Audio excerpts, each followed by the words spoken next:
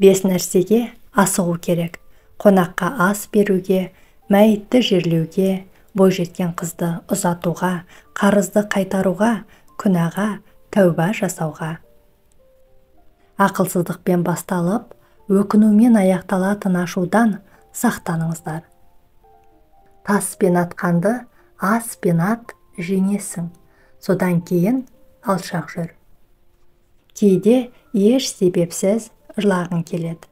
Мүмкін бәрінен шаршағандықтан, осы уақытқа дейін бәріне шыдап келгендіктен болар. Кешірімді екен деп ренжіде беруге болмайды. Адам үшін ең ауыр нәрсе, ішінде бәрі өртеніп жатса да, амалсыз үнсіз жүру. Үндесең, соққы болып тиер, қанжары болып қадалып өзіңе. Тынышы, үнсіз ғана шыдау.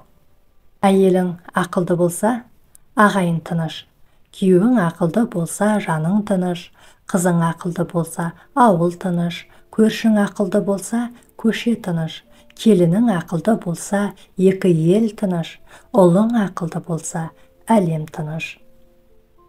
Адамның көңіл күйін бұзатын ауа райы емес, қасындағы жайсыз адамдар. Адамды кедей қылатын ақшаның аздығы емес, ақылдың аздығы. Адамды бақытты қылатын адам емес, барыңды бағалай білетін қанағатың. Қарапайымдылық пен тәрбие ешқашан сәннен кеткен емес. Уақыт ағымынан үйренбегенді ешқандай ұстаз үйрете алмайды. Сіз басқаларды өзгерте алмассыз, бірақ өзіңізді өзгертіп, өзгелерге үлгі бола аласыз. Әрекетсіз жоспар жай ғана қиял, ал жоспарсыз әрекет былық. Үйдің жылы суығын қыс түскенде білерсің, кімнің алыс жақынын іс түскенде білерсің. Көп тыңда, аз сөйле, сөзіңнің артынан ісің мен үлгеруге жаныңды сал. Қаламға сырыңды айтпа, апарып қағазға жазады. Жаманға шыныңды айтпа, қопарып жолыңды қазады. Қолы қимылдаған адамға кедейлік жоқ, аяғы қимылдаған адамға алыстық жоқ.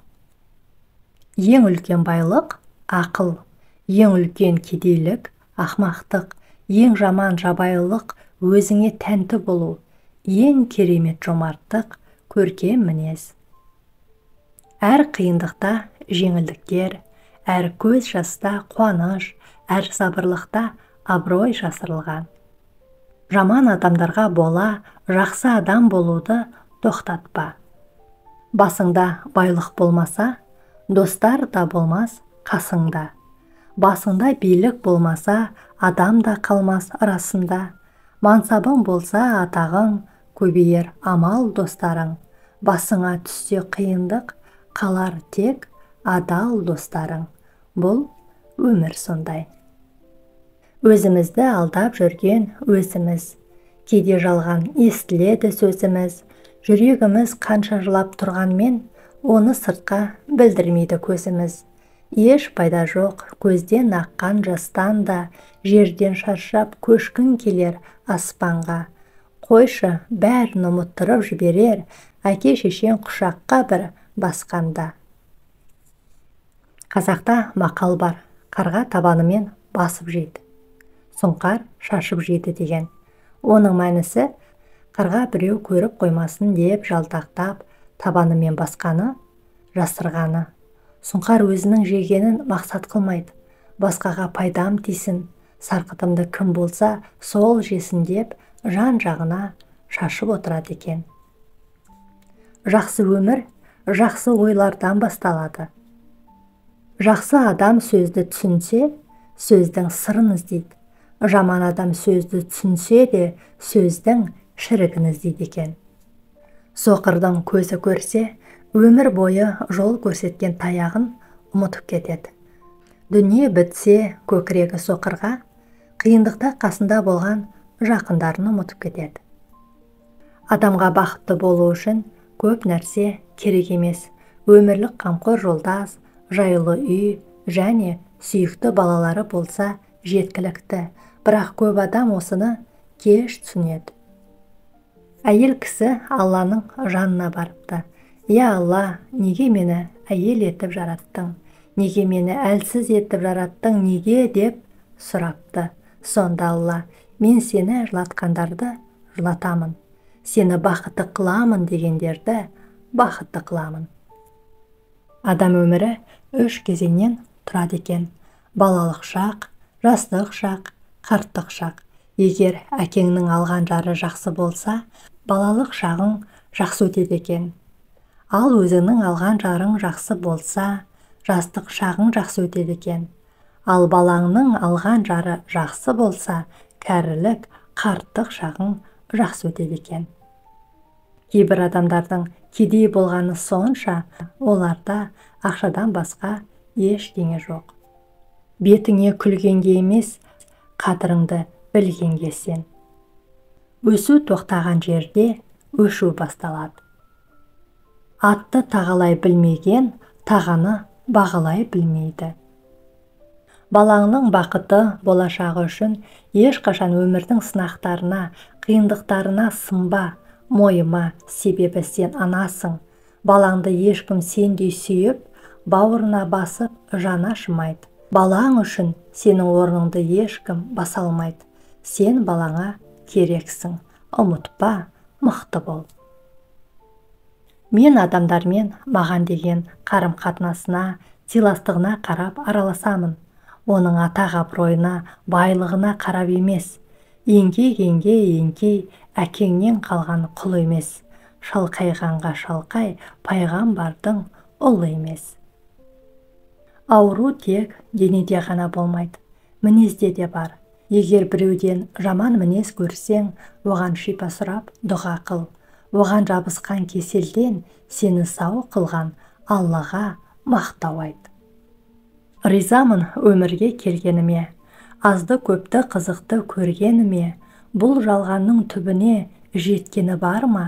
Тәубе қылдым Тәңірдің бергеніне. Қиындықтар адамды күшті етеді. Қорқыныш адамды батыл етеді. Жаралы жүрек адамды ақылдырақ етеді. Ең алдымен өзіңе өзіңнің көңілің толатындай жүр, ал басқалардың пікірі ең соңғы орнында тұра берсін. Үлкенді сен сыйласаң, кіші сені сыйлайды. Кішіні сен сыйласаң, кісі сені сыйлайды. Бұл өмірде ең керек нәрсе сыйластық пен құрмет. Сенің әр сөзіңе сенетін адамды алдауға тырыспа. Сенім деген құс сияқты, қолыңнан ұшырып алсаң, қайта қондыру қиын. Бір-бірімізді көре алмайтын емес, көре алмаса тұра алмайтын мұсылман болайық. Адам мәртебесімен өлшенбейді, адам құндылықтарымен өлшенеді.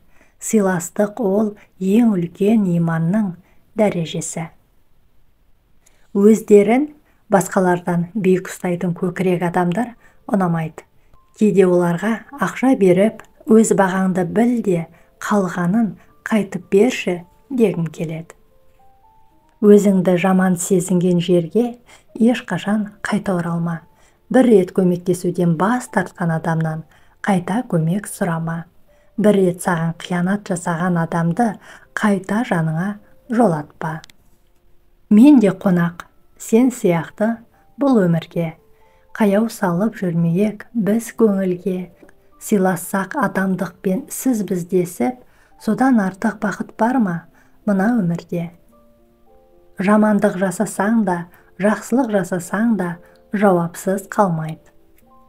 Күндер болды, жақсы жаман кешірдік.